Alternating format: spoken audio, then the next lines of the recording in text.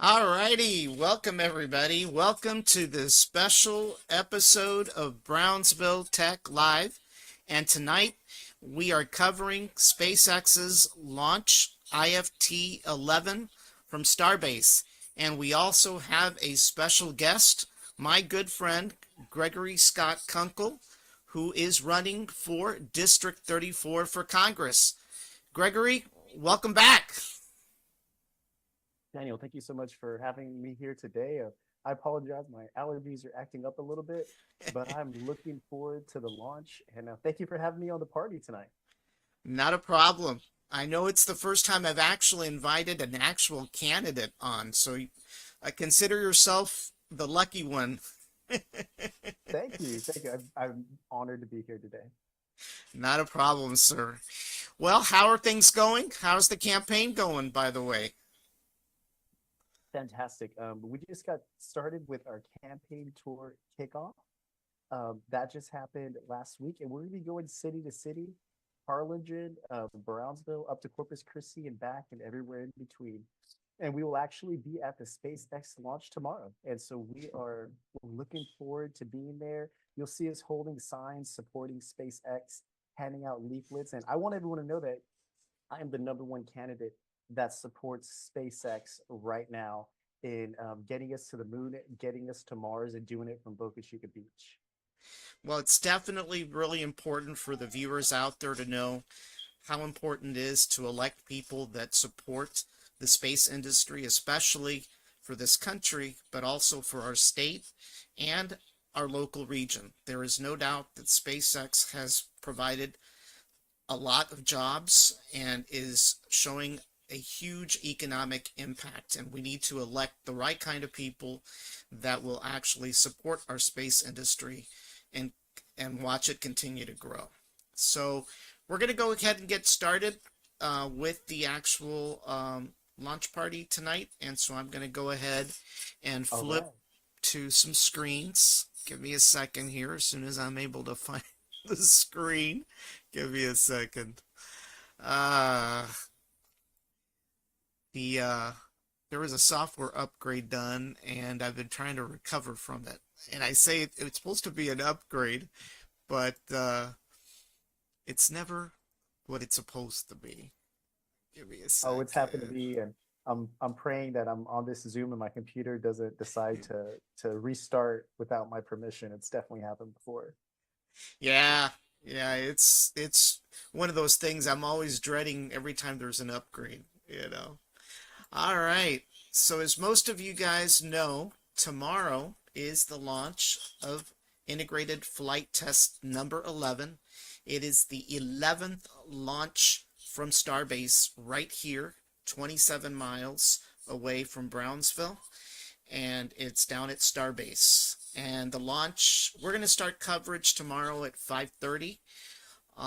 So for those of you that can go ahead and tune in, our coverage will start at 5:30, and the actual launch is at 6:30. But we're going to have a little bit of a pre-launch show tomorrow, so be sure to tune into that.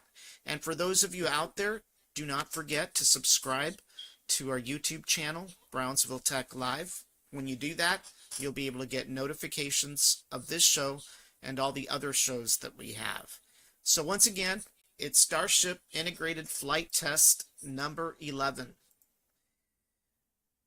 And Daniel, I And wanted to offer to be your on-site correspondent tomorrow if you'd like. We will hey, be that out would be there. a good idea. We will That be would be out there on the jetties. I like to go. We park and pull up right where like Channel 4 and all the news cameras are at. And ah, so if you want to go live from South Padre Island at the jetties tomorrow, I will be there for you. I'll take you up on it. No doubt. That'd be great. All right. So integrated flight test number 11 is another test prototype of the Starship launch vehicle. It will consist of Ship 38 and Super Heavy Booster 15-2. And the reason it's numbered 15-2 is because Super Heavy Booster 15 has flown before. I believe the last time was on flight number 8. So this is a refurbished Super Heavy Booster from flight 8. And this is going to be the last Block 2 vehicle that will be launched, and it will be succeeded by Block 3. And there's differences between Block 2 and Block 3. Primarily, the vehicle in Block 3 is a lot taller, and I believe it's going to have improved Raptor engines as well, among other things. I don't have all the technical details of Block 3 versus Block 2, but this will be the last Block 2 ship that will launch from Boca Chica. And basically, there's really two milestones, just like there was the last time. They're hoping for a successful launch from Launch Pad A and a successful water landing. It will not be a landing on the launch pad. It's going to be a landing in the ocean. And what that means is you're not going to experience the sonic booms that you've experienced in the past with, things shaking quite a bit, because it's actually going to be further away from the coast. So for my puppies, that's going to be a good thing. And one of the biggest tests that they're going to perform is what we call the Pez Candy Dispenser. And what that is the dispensing of 8 mock-up Starlink simulator satellites. If you recall, Gregory, back in the old days when the shuttle, went into orbit, in order for them to launch satellites, they would have to open up the payload doors. And they were typically limited to 2 or 3, right? Well, with Starship, they'll be able to launch up to 25 satellites at a time. So the payload capacity is much greater. The cargo capacity is much greater. And of course, they call it the Pez Candy Dispenser because if you recall, those Pez candy dispensers actually dispense the candy about the same way. So Elon Musk called the feature the Pez Candy Dispenser. Hey, I remember those. For a while, McDonald's used to give them out as toys, and you could collect all the Scooby-Doo characters, and Right? and my kids have definitely still seen them. So I think it's a very ingenious description of because that's exactly what they're doing, the way that they are providing the satellites out of that Out cargo of that hold. Pez Candy Dispenser, right? I've actually got 2. A friend of mine got me some space-based ones. They're actually up on my wall, just above the Batman sign up there. They're just right up there. I can't move the camera right now, but they're pretty cool. The only place you can find those now is at like Five and Below, which is kind of Yep. weird, right? And so that's going to be the biggest test that they're going to perform. You know, a lot of people, Gregory, don't know where Starship is manufactured, right? And it's manufactured right here in South Texas at That's right. Starbase, 27 miles away. You know, a lot of people don't realize on our last pre-launch party, I actually had a picture of Starbase back in 2014 versus 2018. And boy, what a difference. I mean, it's just incredible the amount of expansion that has gone on since 2014. And so people don't realize this is where it's all done, right here in South Texas with a local workforce, you know. And see here, mouse is acting up. And so a couple of Starbase key facts. Um, it's located 27 miles southeast of Brownsville and employs over 3,000 local employees. It's made multi-million-dollar investments in manufacturing capacity. The goal is to produce 100 rockets per year. Recently, they just completed construction of a 1 million square foot manufacturing facility, the size of up to 15 football fields to support that manufacturing. SpaceX continues to invest in the area, including housing, retail, and education development. It's also responsible for luring additional suppliers to the area. Recently, Linde Corporation announced that they were moving their operations down to South Texas to support SpaceX. And Starbase recently incorporated into an actual city, overwhelmingly being voted by the local residents. So, Scott, as a candidate for Congress, you know, what do you think about this? What do you think we need to do to keep the momentum going? Because obviously, Starbase is providing a huge economic impact to the area. I've spoken about this many times, and I have made this part of my campaign platform. If anyone would like to go to my website and read my 35-page campaign platform, I specifically go into aerospace manufacturing and the future space race that is going on right here in South Texas, from Brownsville, Boca Chica Beach. Even I know distributors and companies as far away as Rio Grande City and even further, of course, that are providing components, they're providing jobs, and they're providing manpower to SpaceX. Everything from drill pipe to nuts and bolts to cranes and lifts and personnel. When SpaceX needs something, as we all know, they move fast. And so the economic impact is unparalleled. I just like you have been watching since they raised that pad of just dirt out there in like 2013. I remember that picture, wondering what will this become. And now, you were speaking about the sonic booms earlier. I have seen that sonic boom myself, and it literally hit me in the face. And it's amazing, Daniel. If you haven't, I encourage you to come out to one day. But it's amazing because you actually see the sonic boom happen first, and then the sound is delayed by a second or two. So it's a very interesting experience when you're right there watching. But I know you got to take care of your puppies as well. But seriously, the growth that we are seeing here in this resurgence, the state of Texas, if you didn't know this, the state of Texas is the only place in the entire world with three private spaceports. Every other spaceport on this globe is controlled by a nation or a federal government or a group of nations like in the EU. Texas right now has three private spaceports, and we have one right here in our backyard in South Texas. And so I've said it many times before, but this is the greatest thing to happen to South Texas since the Battle of Palo Alto, which is a big deal from a historical perspective. But growing up on that beach, South Padre Island, Boca Chica, and I used to go fishing, and I'm a big fisherman. I love surf fishing, hanging out as we all do.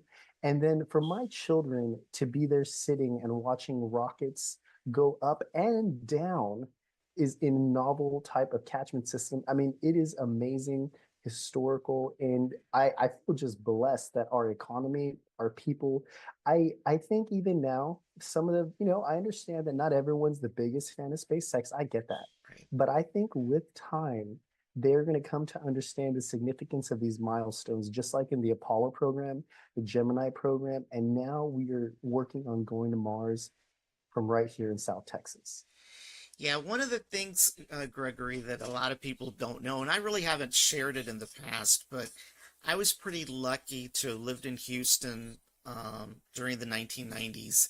And I actually went to college during that time with a lot of my friends that actually had parents that worked for NASA. I actually lived in Clear Lake, which is a city right next to NASA, right? And in my neighborhood, there was a lot of astronauts and families that worked for NASA. And one of the things that happened from time to time during the 1990s was Congress's consistent threats of canceling the space station program, right? They wanted to cut back on the space station. In fact, the space station that Ronald Reagan proposed back in the 1980s is not the space station that's actually in orbit today. It's actually a smaller space station from what was proposed back during the Reagan administration. But nevertheless, that was a big economic impact to the city of Webster, to Clear Lake, and a lot of my friends' parents worked not only for NASA, they worked for Grumman, they worked for IBM, they worked for a lot of companies that were supporting the space program. And every time NASA was threatened by Congress, right, to cut their funds, my friends were always worried that their parents were going to lose their jobs, right, because it was always happening. So it's pretty important, I believe, that we elect the right people to Congress. What makes you different from all your other uh, candidates, all the other candidates out there that are currently running? What makes you, Gregory, different from everyone else with regards to uh, not only SpaceX, but South Texas in general? Daniel, thank you so much for asking that. And I'll tell you what the main thing is. What it is that I have a plan and a vision for the next 25 years here in South Texas.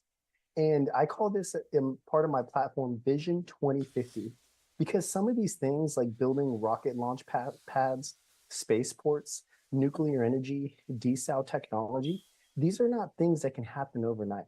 These are ideas and things for the future that we need for our people. Now, one thing a lot of people don't know, but the valley is projected to grow and double in population from 1.5 million to 3 million over the next 25 years. That means we'll need more energy, we'll need more water, we'll need more jobs. And in my plan, Vision 2050, I have set out to bring and court companies just like those.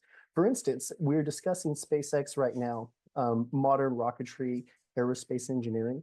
There was a time, I'm from Harlingen originally. Lockheed Martin used to develop the nose cones to the rocket boosters right here in Harlingen, Texas, and they Right. were shipped by rail and barge. I actually believe with SpaceX being here now, we can court other aerospace manufacturings back down here. We have the space. Imagine if we had multiple rocket launch pads from here to Corpus Christi along our beach, kind of like a new Cape Canaveral.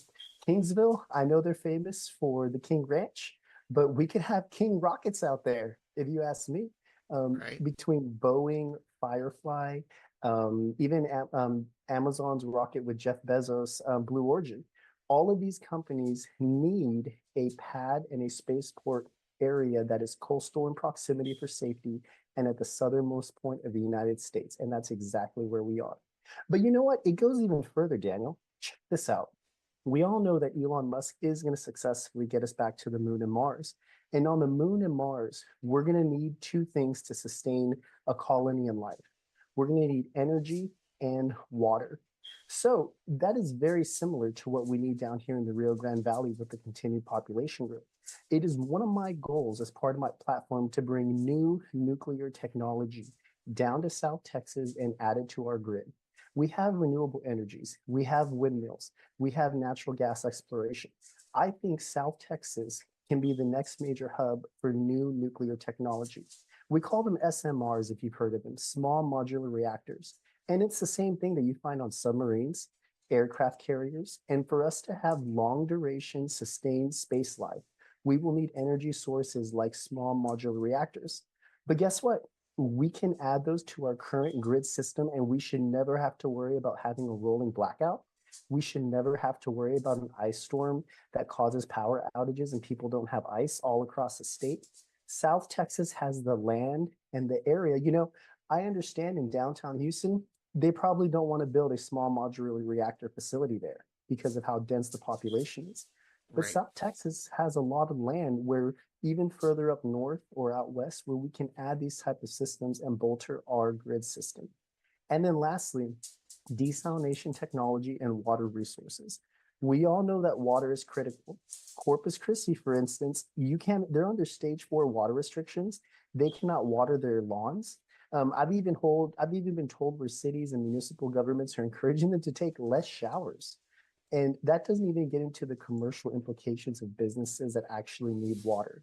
And so my solutions that I think differentiate me as a candidate is that I want to bring novel technologies just like SpaceX, but nuclear energy, desalination technologies, increasing water, increase in energy. And if we do it right, Daniel, we could be selling water and electricity to Mexico at a profit. And so that's kind of one of the small aspects in my Vision 2050 platform that specifically deals with new technology, creating jobs. That doesn't even go into healthcare. That isn't even going into data centers, biopharmaceutical technologies, health science, like we're seeing out in Harlingen. And so we can start with there, and I'm happy to answer any questions that you have. Well, it's a good thing you mentioned data centers. Data centers take a lot of energy, as you know. And so, I know that there's a company right now uh, actually starting up at the Newhouse Tower up in McGowan, but it's a small little data center, right? But you actually touched on something when it comes to energy, right? Additional capacity will lead to bigger manufacturers relocating to the area, right? And obviously, we've got grid issues. We've had grid issues in the past across the state, but definitely looking at nuclear technology is something we need to look at. I mean, there are concerns, right? I mean, people remember 3 Mile Island, they remember Chernobyl, they remember what was that plant in Japan, but I believe the Fukushima. technology that you're talking about is much newer than some of those technologies that were developed in the 60s and 70s. And my favorite part about this, Daniel, is that not only is the state of Texas investing in nuclear technology, they want to become the new nuclear powerhouse of the entire world, but this actually goes and will help us in space travel. Because when we go to Mars, when we go to the moon, we're going to need energy sources. And it also has to do with water. I even think SpaceX, don't be surprised if you saw SpaceX spin out another company, Elon Musk, called Nuclear X or Desal X. I wouldn't be surprised because we will need these technologies for long duration space life. And going to Mars, they've recently found water, but I can that's frozen in the polar ice caps. But I can almost guarantee you that that water is going to have a high salinity content, and that's Right. where desal comes into play. So even here in South Texas, with companies like SpaceX and Elon Musk, we can utilize these same technologies, provide water for our people here, provide energy for the future growth of the population in the state, and then use the same technologies in going to the moon and Mars. I think it's a win-win-win all the way around. Oh, absolutely. I mean, one of the things that, you hear locally a lot, right, is there's a lot of people that complain about SpaceX and about Boca Chica, right, and what's going on. But as I've mentioned in the past, I don't believe there's any Republican or any Democrat out there that wants a dirty beach. You and I don't want a dirty beach, right? We've lived with the beach for as long as we were born, and our kids, go to the beach. But there has to be a balance between the needs of business and the needs of the environment, you know? But one of the things that I've always said is that, you know, they've been launching rockets from the Florida coast for over 60 years, and not a single alligator or manatee has ever been lost, at least not to a rocket launch, right? But definitely, I hear what some people are concerned about, right? I get it. We all want a clean beach. We all want the ocelots to still be running around, right?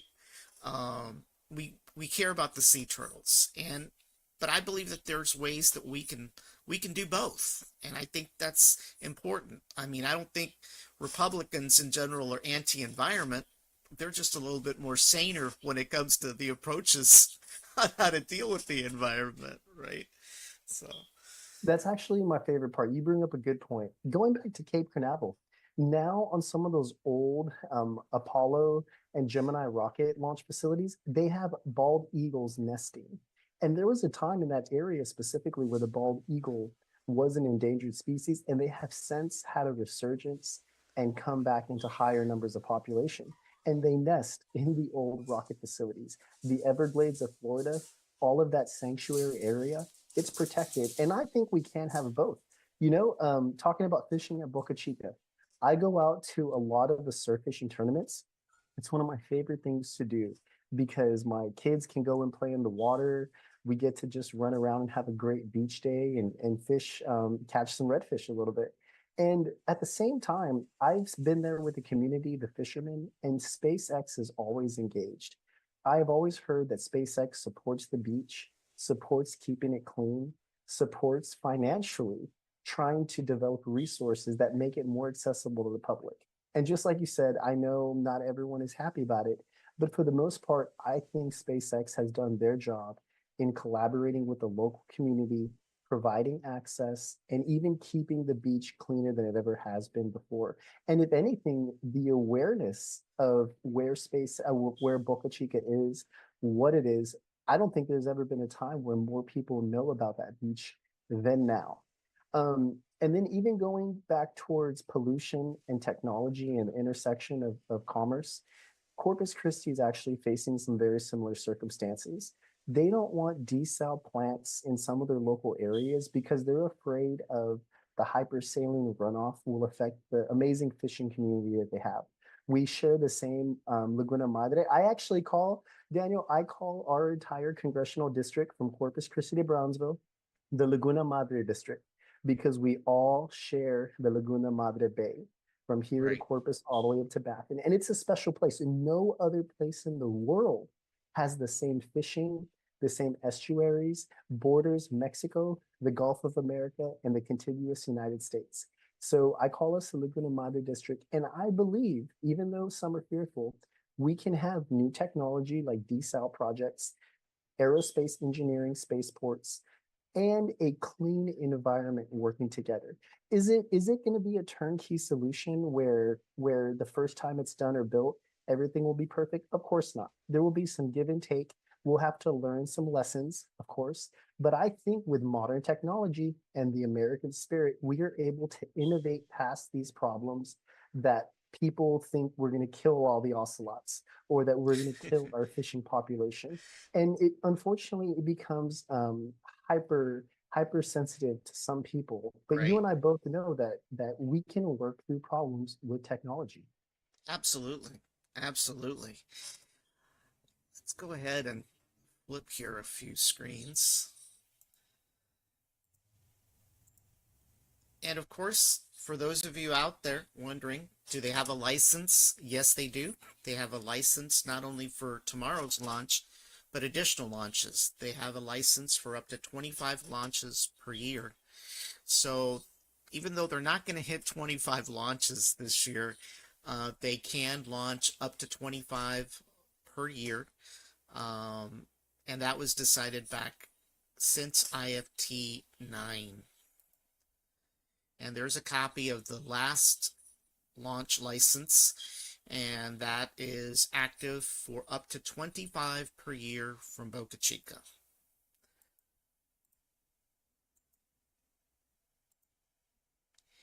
And for those of you that are wondering, the beach will be closed tomorrow, so don't go out there. In fact, it's probably closed as of tonight. Well, no, tonight's the 12th, right? But I'm pretty sure it's probably closed as of right now. But basically, the beach is going to be closed 12 p.m. to 10 p.m. tomorrow. So anybody out there wanting to go and become a scavenger and look for tiles or souvenirs, you ain't going to be able to get there until after 10 p.m. So If Hey, things don't, go ahead. I was going to add this from a ecological cleaning perspective. So I've been following and going to the SpaceX X launches early on, from the days of Starhopper to the water tower to Starship version one, of course. I tell my kids we were spoiled because we got to actually see these rockets blow up when they were coming back down. And Right, I'll never forget that one launch. It was one of the water tower launches, I believe. It was a cloudy day, so you couldn't see anything. There was fog on the bay of the channel. So all we could do was just hear the launch. And the rocket, they ended up detonating the FTS system in the air, what for whatever reason happened. And I'll never forget that I saw pieces of like insulation kind of fluttering down and flowing down right there at the jetties. And not even within 5 to 10 minutes of them doing the RUD, the rapid unscheduled disassembly, SpaceX employees were right there at the SPI jetties picking up the pieces and any leftover trash, even trash that was there that wasn't part of the rocket. But they right. were right there, preventing the scavengers or people that are trying to sell those components on eBay. I've tried to buy a few myself, but Well, there was somebody, believe it or not, during this last launch, I had not seen too many people actually obtain a full intact tile. You'd seen broken pieces, and you'd seen people on eBay trying to sell these broken pieces for an absorbent amount of money. But somebody managed to get a full intact tile. Well, that tile was selling on eBay for like 5 grand. It's wow. incredible, you know? And so it was like, wow, You know, imagine that. and just to be careful about this. So here's a quick little other story. Again, I love all of this, Daniel. Thank you for having me. And there's so much we're talking about. So I used to do, it's called drone fishing. And I used to go set up on the jetties with my drone and a fishing pole. And my drone would take the bait out into the water 200 yards, further than I could cast it. And I Oh, would wow. drop the bait there and just deeper into the channel. And it's called drone fishing. If you're a drone enthusiast like I am and a pilot, you find out these cool things that you can do on the beach. In Australia, when they do this, they take them out 500 yards and they can catch like tuna off the beach. It's amazing. Oh, wow. So all that to say, what ended up happening, if you're a drone enthusiast like I am, the FAA ended up doing a no-fly zone for the entire, I think, 3 mile perimeter of the spaceport. This just happened recently within the last year. And I was a little upset because I've been drone fishing South Padre Island and the jetties for a couple of years now, and SpaceX came in. But what I understood is they did this for national security reasons because we've heard the stories where people from China or other countries were coming Correct. with drones, getting close to these systems. Right. You could in Russia right now, the drones carry C4 and they call them kamikaze drones. And something like that could be detrimental to this type of system from a adversarial perspective. If someone's trying to sabotage something, especially at the stage right now where the rocket's right there Right. loaded. And even more, going back to the tile, I told you that story to tell you this story. Even selling that tile on eBay, I don't think it's illegal, or, maybe if it's depending on how it was found. But SpaceX is developing proprietary information that other countries and our Yep. competitors would like to get their hands on. And I believe like federal export rules would prevent that tile from being sold to someone in an adversarial Right. country. But you can bet your bottom dollar that Russia, China, other North Korea would love to get their hands on some of this same technology that SpaceX is developing right here in the United States. And so we do need to be careful with stuff like that. Oh, yeah. Absolutely. It's one of the things that I know that I've touched on quite a bit on a few other shows. In fact, we had an entire show talking about the Chinese threat and the Russian threat, right? Um, one of the things that I've always been concerned about is, how much video and pictures are taken now, right? I mean, we are kind of in a unique situation because unlike Florida, where you can't really get near the launch facility, we're kind of lucky that we can. But along with that, there's a lot of people taking video, a lot of pictures being taken, some of them being posted on YouTube and elsewhere. We're actually doing some of the surveillance work for our adversaries. I hate to say that, right? But definitely it's important that the people that we elect to Congress understand that we cannot minimize the threat that the Chinese and the Russians pose not only to SpaceX, but to NASA and some of the other space related companies as well. It's really important that the people that get up to Congress understand that our adversaries are not waiting on us. They're actively, you know, looking to obtain whatever they can to get ahead of us, right? And I can add just a little bit more to that. So I work in cybersecurity actually for Texas A&M University. We're currently working with the Space Force in cybersecurity of some of their defense satellite systems. Can't talk too much about it, it's classified.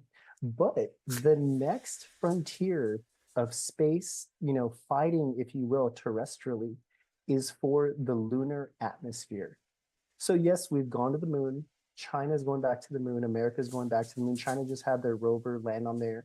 I believe Japan had their lander flip over to the side on the moon earlier this year as well.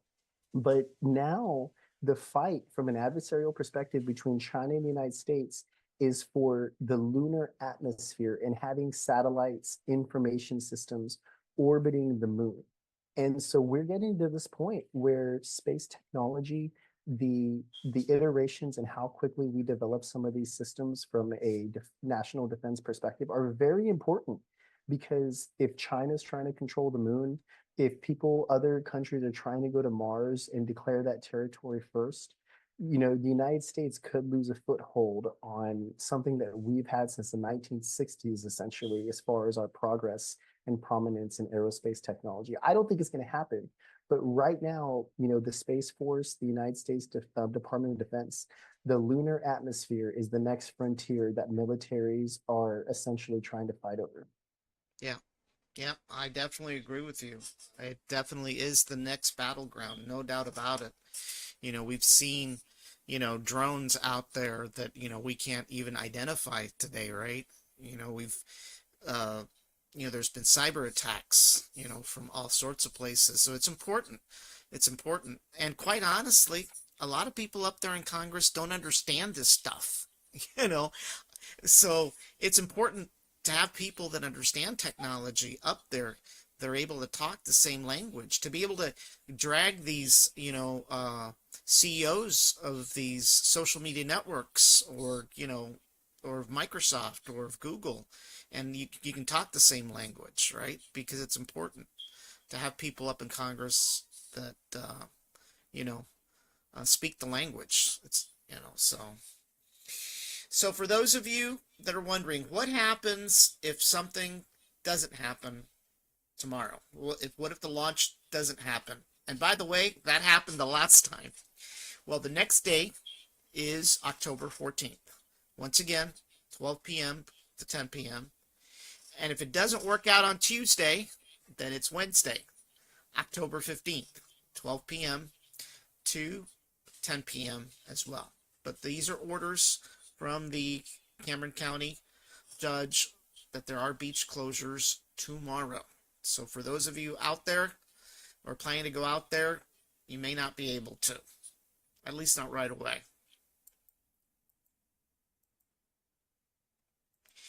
And for those of you who own a boat, stay away from the green zone.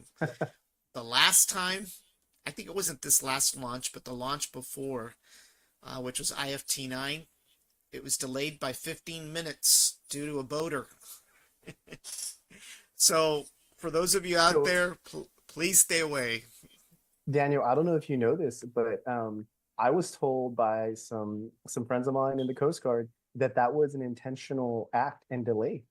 Really? Um, yes, there are people. So they had a protest out at Baghdad Beach for the launch last time, and I actually went to all three of those days of the launch. What my family and I do, we bring our fishing supplies and some live shrimp and some poles. And so, if the launch doesn't work out, we just get to fish a little bit. It's a good time out there. But a friend of mine who shall remain nameless, he is part of the Coast Guard, and he let me know that they actually had an incursion with that boat, and it was protesters that were deliberately trying to delay that launch. Wow. I'll be honest in saying that there was never, they couldn't validate if they actually canceled the launch due to those protesters. I don't think they wanted to go that far. But that protest that occurred and the incursion were not people, it was not by accident, is what I will Ah, say in regards okay. to that, which was something new to me. I didn't, I never realized that people were trying to prevent this advancement in technology by simply driving their boat into an unrestricted area like that. Right. I mean, back in the 80s, they used to have some of these protesters chain themselves to trees and stuff like that. I think they've gotten a little sophisticated than that. But, they're putting their lives at risk as well, right? So, they really shouldn't be out there. So everybody out there with the boat, please stay away. You don't want to get hurt. There's many other ways to protest if you want to protest, but definitely being in an area where you could turn into toast is not a good thing. Oh, and I didn't tell you the craziest part about this story. So this happened on the Mexican side of the international boundary line, and SpaceX made a call apparently, and the Mexican Navy got out there and put a warning that you will be fired upon if you enter this unrestricted Oh, zone. wow. And so what I was told is that essentially the Mexican Army and Navy collaborated with SpaceX the following third day in preventing any boats or any incursions. And there was a warning, do not enter or you will face the consequences from the Mexican Navy. Wow. Yeah. Wow. Well, definitely, folks, don't go out there in the ocean, at least not during the launch, you know.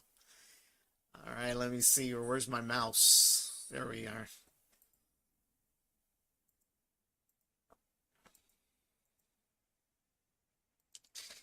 For those of you wondering what the weather's going to be like, it's going to be 88 degrees, mostly sunny. And I'm not interviewing for a weatherman job, guys, by the way. The winds are going to be blowing east southeast, 8 miles per hour.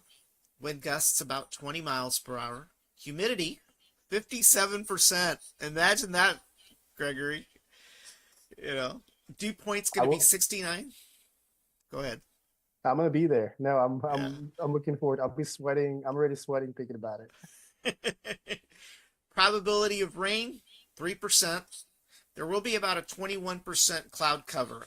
Now, for those of you thinking of not using sunscreen, don't let the cloud cover fool you. I've been in situations where it was probably 50% cloud cover and I burnt, and I've got a natural tan. So, for those of you out there, it's going to feel like 95, but if you're under a tree or some other shade, it'll feel like 89. So, it's going to be pretty nice. And you always have that island breeze coming off the coast. That Yeah. is the best part. It feels a little cooler when that breeze is coming right off the water. Yeah, no doubt about it. It helps.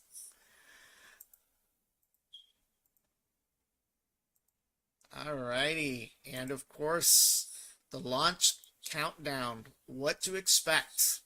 Well, at about at about an hour and 15 seconds, SpaceX flight director conducts a poll and verifies that they're ready to go for propellant load.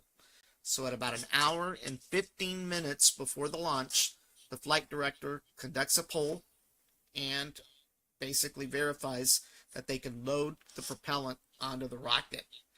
And about 53 minutes and 37 seconds before the launch, the loading of liquid methane begins on Starship. And then about 43 minutes and 39 seconds later, the loading of liquid oxygen begins on Starship. So Starship uses liquid methane and liquid oxygen. And then at 41 minutes and 15 seconds, the booster, Super Heavy, the fuel load begins. And then 35 minutes into it, Super Heavy gets its first load of LOX. And then at 19 minutes before launch, the Raptor engines begin their engine chill on both Starship and Super Heavy. And that's when you start seeing the rocket turn white. I think you've seen that, Gregory, right? Where it starts turning white because of the Oh chill. yes, sir. That's how you know we're getting close. That's how you know we're getting close. And then at 3 minutes before the launch, Starship's propellant loading is completed. And then at 2 minutes and 50 seconds, Super Heavy, the booster, the propellant is completed, the loading. And then 30 seconds, the SpaceX flight director verifies that we're go for a launch. And then close to 0 seconds, it is liftoff. So that's how you see it working. So when you guys are out there looking, viewing the launch from home, and you're wondering, what's it taking so long? Well, this is exactly what's going on in order. And hey, I'll throw out there, Daniel, too, that just like the last launch, I think at about 2 minutes and 45 seconds, they have automatic computer checks. And what this is the internal systems and guidance are double checking and make sure the parameters are within the threshold and nominal for the launch. So we have seen a couple times where there's a delayed launch and they're just essentially double checking everything that they're good to go. And this includes, because I believe when that boat incursion occurred in the last launch, it was during those last few minutes of the countdown. And so this includes the safety of people, the personnel, and the Starship system, and Super Heavy too. So even if there's a little delay, hopefully they work through it and will continue on to the launch. And by the way, for those of you that had noticed, we do have a launch down countdown clock up there. It's 19 hours and 33 minutes and 40 some seconds before the launch. So we've got an active launch countdown clock actively until tomorrow. So, all Let's go. right. That's right. And the flight test. What's going to happen after it launches? Well, at 0, there'll be a liftoff. And then at about a minute into flight, the rocket will reach max Q, which is the maximum peak of aerodynamic stress on the vehicle. At 2 minutes and 37 seconds after launch, Super Heavy MECO occurs. That's main engine cutoff. And then at 2 minutes and 39 seconds after launch, hot staging starts. The Raptor engines ignite and stage separation occurs. That's where Starship separates from the booster. Starship continues into orbit, and the heavy booster starts falling back down to Earth. And then at about 2 minutes and 49 seconds, Super Heavy boost back burn starts. And then at about 3 minutes and 38 seconds, Super Heavy boost back burn stops. And then it performs a hot stage jettison at 3 minutes and 40 seconds. And Super Heavy starts its landing burn at 6 minutes and 20 seconds. And then about 16 seconds later, Super Heavy stops its landing burn. And Starship at 8 minutes performs its main engine cutoff. At 18 minutes into flight, Starship's payload deployment of the Starlink simulator starts. And then 25 minutes into flight, payload deployment of the Starlink simulators stop. So they will launch all 8 simulator satellites. Then they plan to perform a Raptor in Space relight demo. And then 47 minutes after flight, Starship begins its reentry.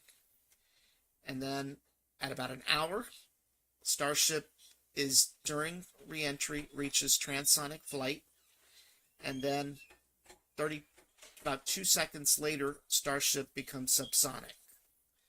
And then at about an hour and 5, Starship's landing burn begins. And a minute later, Starship performs a landing belly flop flip. And then about the same time, Starship's Raptor engines go from 3 to 2. So 3 are lighted, they eventually go to 2. during the landing burn. And we hope that 25 seconds later, Starship lands successfully in the Indian Ocean. So that's pretty much the entire flight test that's going to happen tomorrow. And basically, the next diagram we've got is the flight plan. As you can see there, it launches from Boca Chica, and then it goes all, it ascends all the way, and it does the boost back burn, then it does the hot staging, then it does the flip maneuver. Well, once the hot staging occurs and the boost back burn, the Super Heavy starts coming back down to Earth, and then there's a water landing in the Gulf of America, and then Starship continues, and then Starship's engines cut off, and then there's a coasting phase, a re-entry phase, and eventual splashdown in the Indian Ocean. So there's a splashdown of the booster in the Gulf of America, and a splashdown in the Indian Ocean for Starship. And that's basically the entire flight plan with regards to tomorrow's scheduled launch. So Gregory, are you excited about tomorrow? Oh, I'm so stoked. And this launch has some very pivotal factors that they're trying to prove. I believe this is going to be the last Starship version 2 launch. So the following one, we get to see new and improved um, systems going forward. So this is kind of the culmination of all the work we've seen SpaceX, Elon Musk, the engineers, the whole team going out there. Last launch was successful, and I believe that this launch is going to be successful from the Gulf of America to the Indian Ocean. I know I saw last time they did a new type of tile that I don't believe they're going to be going with on this specific launch. And I got to see some up close shots of Starship, and it is sleeker. The components look more integrated and refined. So every single time they roll out Super Heavy and Starship, it's just an amazing feat to watch, and I'm excited. Yeah, it's definitely exciting. There's no doubt that we are changing humanity, Exactly and we're right. very lucky. We're very lucky that in our slice of heaven down here in South Texas, we're making a difference. And it'll be very interesting to see what happens tomorrow and in the future. So, Gregory, any closing thoughts you want to leave with the viewers out there? Of I'll course, give you an Daniel. opportunity to talk away. Yeah, Daniel, and Brownsville Tech Life, thank y'all so much for having me on today. And I can't stress enough the importance, the history, and the amazement that's going on right here from Texas' 34th Congressional District. And in Congress, I want to continue that on. Politically, we've actually seen in previous administrations presidents, governments, agencies go after Elon Musk and try to stop and delay progress and to try to stop science, trying to stop the future of South Texas in getting us back to the moon and Mars. And I want the people to know, everyone watching, hey, maybe Elon Musk is watching right now. But in Congress, I will do everything in my power to advance this technology, to advance humanity, to advance our national defense and aerospace pride to Mars, because that is the mission at hand. I didn't grow up in the 1960s, but we all know the historical achievements that were made and the sense of pride as a country and community we have. And I believe we're on the precipice of doing the same thing right here from Brownsville and Boca Chica. And it's an amazing thing to be a part of. I feel a part of it. I'll be out there tomorrow. If you're going to go to the launch, please come say hi. I'll be holding a sign at the parking lot area as people are driving out. Want to talk to voters. I know everyone out there supports SpaceX, and I want to make sure they know that I'm here to support them and that this new technology in aerospace, in nuclear technology, in desal technology, it is all to the benefit of the people of South Texas. It brings jobs, hundreds of millions of dollars in economic activity, billions of dollars in industry and company, and down to the nuts and bolts of the consumers and small businesses across the Rio Grande Valley, the fuel supply, the vehicles, and then, of course, Starbase out there at Boca Chica. It is now part of the Rio Grande Valley, South Texas, and Texas 34th Congressional District. So with that, I would be honored to represent Starbase, Brownsville, all of Cameron County up to Corpus Christi. And I thank you so much for the time. This is wonderful concepts, and I'm ready to be back, Daniel, whenever you'd like. Not a problem. Well, for those of you that watched us tonight, one of the intents was to have the launch party like we've always done, but I wanted to bring somebody who is going to make a difference when it comes to South Texas and the future of South Texas. And let's not be fooled.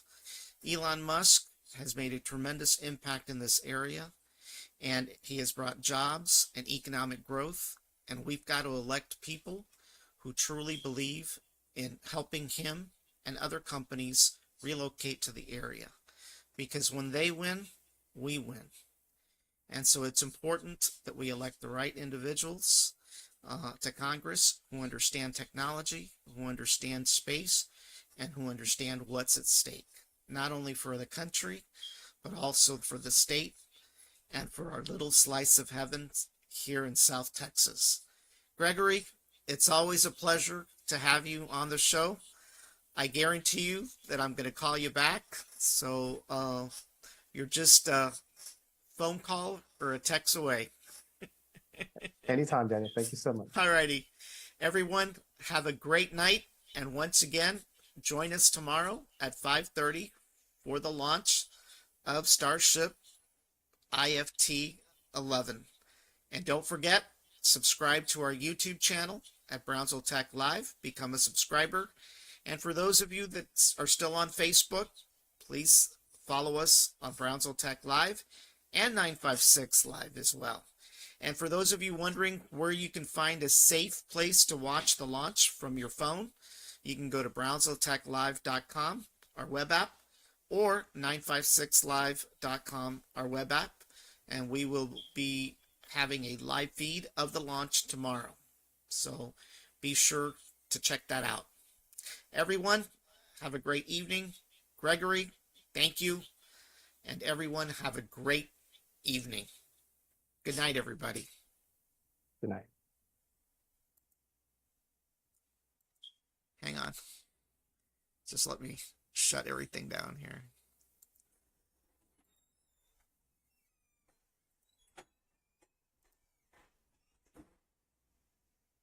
There we go.